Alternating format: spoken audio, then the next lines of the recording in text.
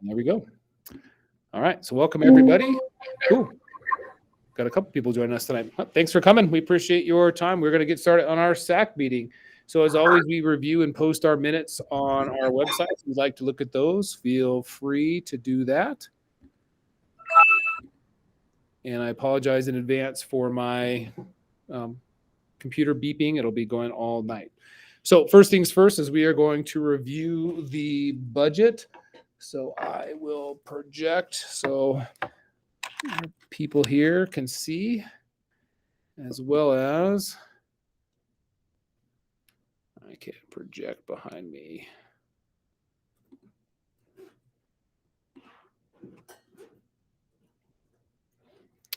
Maybe. We got more. Oh, there's Deb right there.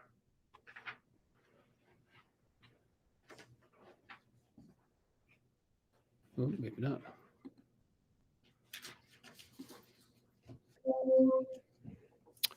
Hi, Deb Ormsby. Just in time to go over our fantastic budget. All right, so hopefully you guys can see that. If not, feel free to chime in. And so we'll make this a little bit bigger. So let me just kind of go through our budget review. And so for those of you who are not familiar with our budget, we are funded by a per pupil ratio. And so that's right here. So for every student that comes in the door, we get that $10,721. So that's great news for us. And for those of you who don't know how we are funded, each year we are given a projected enrollment. And so for us, our previous number last year was 517, and we did not meet that number, so we had to give money back. Our number last year was 488, so we ended up giving the district back a couple $100,000, which was like a long root canal, but we survived. This year, our projected enrollment is 495, and so 495, and we typically hover around 500, so that's a good news for us. And for those of you who are not familiar with the budget process, our budget is divided in kind of two different sides. There's discretionary, which means that Ashley and I decide on what we can spend our money on, which is typically like teachers and staffing. And then there's what's called a non-discretionary budget, which is the district gives us money for things that are considered essential that we have to have, like a custodian. We have to have a custodian, so they give us money for that. And with the money they give us for a custodian, we have to spend on a custodian. So you can see here, this is how our budget kind of broke out this year. Let me switch screens to my discretionary. Go back up here to the top. Sorry if I just made somebody seasick. All right, so each year it has this base allocation. So if we were to go under 495 and have to pay money back to the district, we would not have to pay back that $10,721. We'd have to pay back $4,931 per student that we are under our projection. So for example, our projected enrollment is 495. If we had to go for 490, then we'd have to take 5 students times $4,931, and that's how much we'd have to pay back to the district. This is how we got a large amount of money this year, which has been great. Our budget is very healthy this year. It's all of our impacted students. And so you can see in this middle part here, this is the dollar amount that the district gave us relative to the number of students who are eligible for that allocation. So for example, we have 124 students who qualify for free reduced lunch. And so they gave us $183,433. And so as you can kind of see through, we are obviously a very impacted school, but this is how our weight eligible students broke out. So it was an additional $824,217 total into our budget this year, which is really, really great. We were very excited about that. It helped us pay for a lot of things that we didn't have in the past, which we'll talk about that here in a little bit. Now down here is our non-discretionary. Now, when you're looking at these things, please don't think this is how much money I make. It's actually not even close to that. This is total. So every principal in our district, it counts the same on the budget, same as our teachers. It's kind of whether they're in their first year or their 32nd year, it all counts the same towards our budget. And so here is our non-discretionary going through certified and gifted and talented, so on and so forth. I can explain this deeper, but I'm sure all of you'd like to stay awake this evening, so I won't go into great detail. Essentially, this stays exactly the same as it has our current year. The only change is our gifted and talented has gone up from a 0.5, which is a half-time person, to a full-time person, so we can better support our gifted students. Everything else has stayed the same. Now, moving further down the list, some of the things that we have done this year is we will continue having our 2 interventionists. They're both literacy interventionists. They are right here on the budget. I'm not going to show names on here, though. We also are going to start the year with 4 kindergarten teachers. The last 2 years, we have consistently had to hire a kindergarten teacher at the last minute because our numbers were so high. So we're just going to pull the trigger early because we had a candidate that we felt was definitely a viable candidate for us. And so we're going to start the year with 4 kindergartens. Since right now we currently have 4 kindergartens, we do have a need for 4 first grades next year. Our second grade numbers is one of our lower grades, and so we're going to keep that at 3. But then our third grade numbers, since we have currently 4 second grades, we will have 4 third grades next year. And then from there, 4th, 5th, and 6th will all remain at 3. From there, we will have the same specials. So art, music, PE are our what we call first specials, and our second specials will remain wellness, music, as well, wellness, library, and STEAM next year. Those will all stay the same. And you can see here that wellness, Mrs. Dunker, is only at a 0.5, which means she's half-time. Her other half-time of her position is going to be that gifted and talented. So Ashley Jakubowski is our professional learning specialist. She works with our GT students, so she is 0.5. And the other 0.5 will be taken up by Noel, which is our wellness teacher.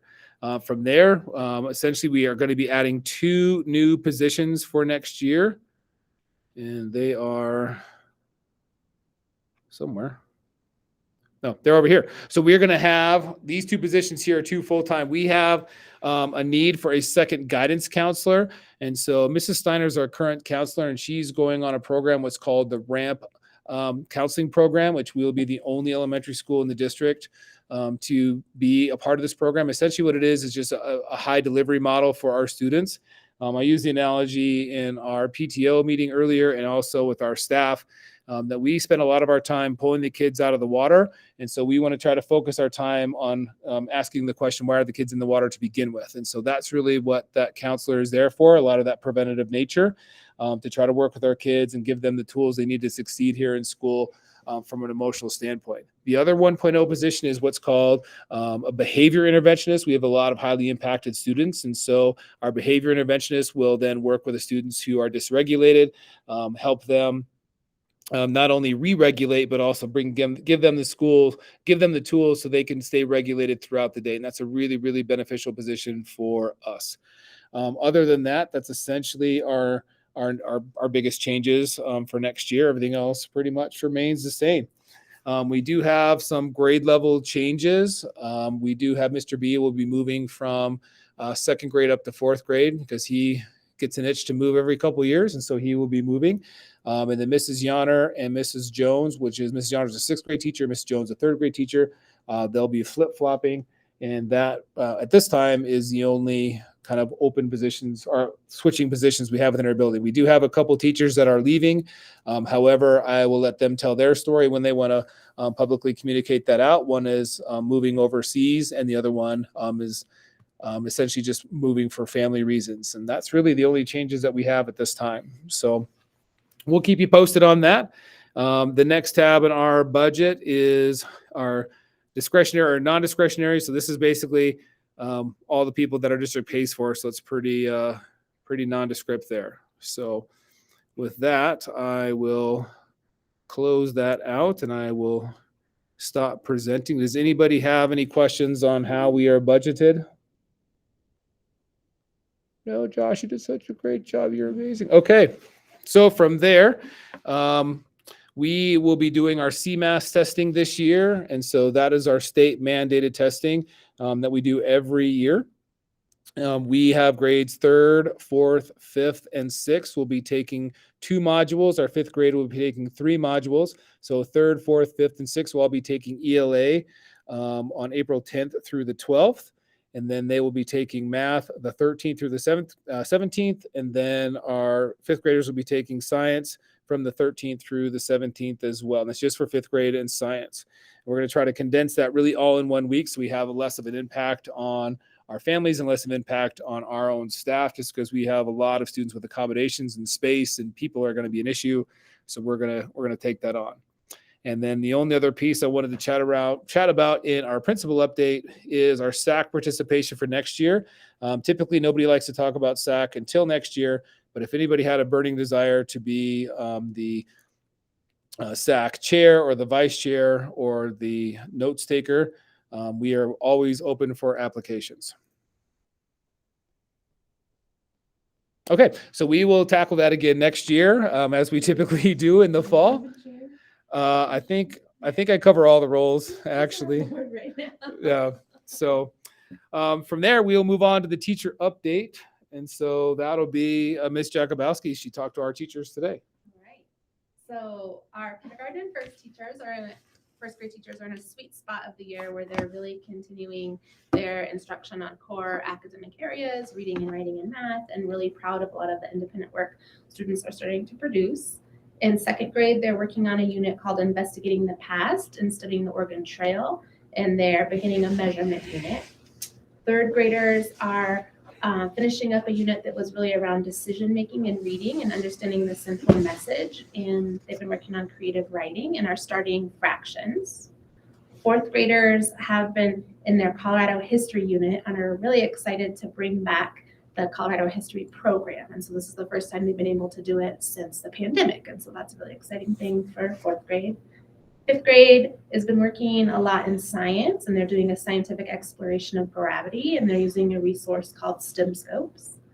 Our sixth graders are continuing to work in their content areas and just preparing a little bit here and there for that transition to middle school. They've met with middle school guidance counselors and are starting to look ahead to some end-of-year projects as well. Our specialists are continuing their support one-on-one and in small group, working with students on targeted skills. Our school counselor has been working on delivering guidance lessons in classrooms, and some of her recent topics have been bullying prevention, safety, and embracing diversity. Our special education providers continue to support kids' individual education plans and their specific goals, and are measuring progress towards those goals. They've also been working on emotional regulation and friendship groups to really help their kids have a better community. Great. Teacher update. All right, thanks. All right, so Deb Ormsby, if you can hear me, you are up, and if you are unable to deliver, I am prepared to deliver for you.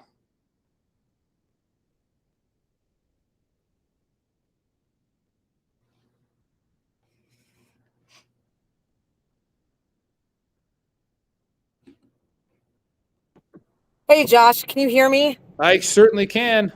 That is awesome. Thanks for letting me join virtually. It's driving home from work, so that's how this works. So DAC, or District Accountability Committee update. I guess for everyone that's on here, I kind of go to the meetings and then I pull out the things that as a parent I would think is most applicable for parents. But I mean, if you ever have questions, the minutes are online on the DAC website. So if there's ever anything that you have more questions about, please feel free to reach out to myself or to Josh, and we can kind of try to answer most of those or more of those. The big things that I think have happened over the last couple of months is in December, at the DAC meeting, they reviewed the board policy around bullying and bullying prevention. And I think the cool thing or the important thing to know is that the district is more focusing on preventing bullying versus being reactive when it's happening. And this is both around obviously in-person bullying, but also bullying online. So maybe if your student has social media, you may have heard that that's going on over social media occasionally. Maybe they're not old enough for that, and that's totally fine as well. But that's some of the prevention around that and what the policy is. They also reviewed, Colorado Department of Education has a school, family, community guidelines and a rubric that goes along with it. And they really spent some time, or we spent some time talking about that, because partnerships between the school and families in the community is really, really important. And Josh actually has the links to those. I shared my notes with him, or my outline for tonight. I don't think it's an easy thing to post, but I can get him the link as well when I get home, that he can share if you're interested in that. In January, Aaron Kane came on and reviewed the resolution of culture of excellence and inclusion, which there's been a lot of parent questions, I think, in the past around that. That was what was, I think, originally called the equity policy. That, again, I can share the link, or Josh can share the link if you're interested in what the resolution ended up being once Mike Peterson signed off on that at the board meeting. And then finally, I think what was most exciting for me as a parent is in February, the DAC meeting was actually, I guess the DAC sponsored, along with the Douglas County, I'm going to forget the name, Josh, the foundation. They sponsored the education night over at the Legacy campus for families to go over and learn about the Legacy campus. So that's the brand new campus they'll be opening next year at the old Wildlife Pavilion campus. And that's something that, if you're not familiar with what's going on there, I'd highly recommend it. It's something that as our kids become juniors and seniors in high school, they have the opportunity to do some career tech ed engagement over there if your child so desires. And there's, like Ponderosa, for example, currently at their location offers fire science, where students can get training around being a firefighter. Well, the Legacy campus is going to have some options around CNA and health sciences careers, aeronautics, piloting.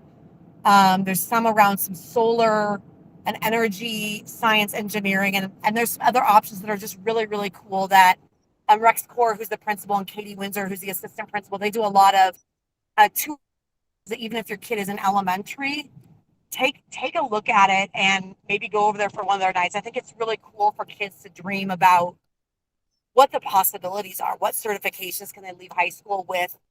And if they start now, I've got one kid that really wants to be a pilot, and he's interested in the aeronautics program. So I think those are all things that are really cool. I'm just excited about it. I think as a former high school administrator, it's such a great opportunity for our kids. So yeah. Anyways, Josh, any questions? No, I don't think so. And you're exactly right. It's the career and technical education. So they are also offering teaching over there as a pathway for high school students to direct path into our district. There's also a culinary option as well. And those are for juniors and seniors in high school. And there'll be more options open. There's like a year 2 plan of additional options they want to open as funding allows, and then a year 3 or different tiers of options they want to open. That's correct. Yep. It's a phase 1 and phase 2, phase 3. So thanks, Josh. Appreciate everything you do, and the budget, and tough time of year. So thank you. Thanks, Deb, for reporting out. All right. So now I'll turn it over to Lacey for our PSP update. Hold on to your hats.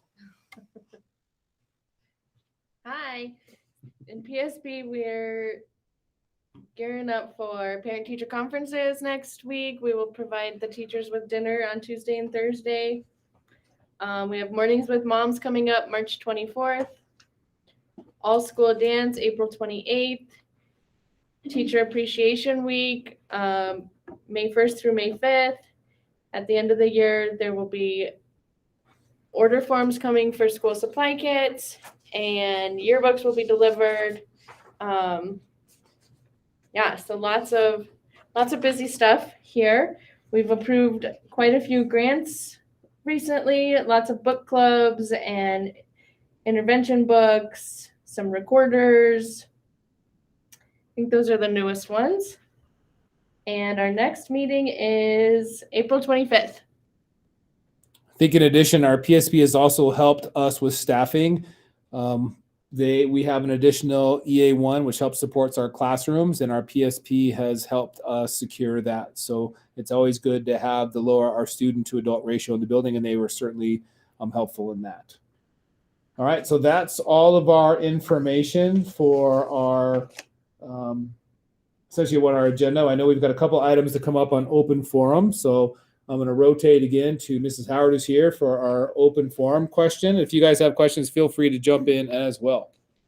I spoke with some parents who volunteered at the Heart Challenge Day, and they had positive feedback on just the program in general and how excited the kids were and how things flowed throughout the building.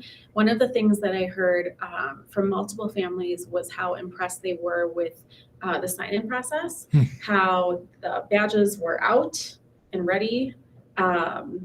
They were excited to see that they had the sticker with their picture. And so that was kudos to the office staff, because I know that takes a lot of planning beforehand. That prompted conversation regarding other volunteer opportunities, such as like holiday parties and things like that, if that's something that could be implemented going forward. And I know that may put more work back on the teachers, but, and I was trying to brainstorm, especially being in a teacher's shoes and seeing how I could make this as efficient as possible, maybe sending just the name to the office staff, or maybe even getting like a Google Doc that everyone just fills in here's who I'm expecting today, and their names. And so everything can be ready to go, because those days do get kind of crazy, especially with different times for parties and so on. But the main thing being that people were impressed with the sign-in and the badges and just the efficiency of things. And just on a side note on that, for those of you who aren't familiar, Mrs. Whittingham decided to not go with the American Heart Association this year. So she basically invented the Kids Heart Challenge completely on her own, and then took on all the prizes, all the planning, everything was essentially her brainchild. And then she is then donating that money to Parker Adventist Hospital right over there by the Chick-fil-A. And then a portion of that then also goes back to our own specials teachers here. So that money is going directly into our community and also directly into our school, where in the past it's gone to a corporation, which then distributes a small portion out. So that really, really impacted. And plus, Parker Adventist is in our own community. So it's a really big deal for us. And how did she feel? What? She felt it went really, really well. We haven't had our I'm never doing that. Yeah, we haven't had our debrief session yet, because I think she's still trying to organize all the different things. Okay. So that's essentially it. All right. Does anybody have any other open forum questions or anything that we can answer for you? You still good without an assistant principal? I am still good. That was the question, because everybody knows that we can afford our second specials and all these extra things without assistant principal. But Ashley and I had a long conversation about it, and we feel as though that's if we have an assistant principal, it's just less impact for kids, and we'd rather have more people facing kids than more leadership. That doesn't jive with how our philosophies. So no, it's just going to be us. Well, you take on a lot of the assistant principal responsibilities, right? Yes, you she wear does. A lot of hats. So Yes, she does. It's good. I like it. Is it good for you too? It is. It's good. Everyone's good. We'll have to ask her when she's done with the CMAS, and then we'll see. All right. Any other questions from the community as a whole? Okay. Well, thanks for coming. Like I said, we have one more SAC meeting. Our next SAC meeting is April 26th, and we'll do the same thing as we'll send out communication, and you're always more than welcome to tune in. If you can't sleep, it's always a good factor. Is it the 25th? Oh, 26th, I think. Oh, am I not? Is that a Tuesday? Am I wrong? I don't know. No, 25th is a Tuesday. 25th. So it's not the 26th, the 25th. So we will see you on April 25th. If not, you can always come and contact me. Deb, drive safe. And then the rest of you, thanks so much for your time. Have a great night.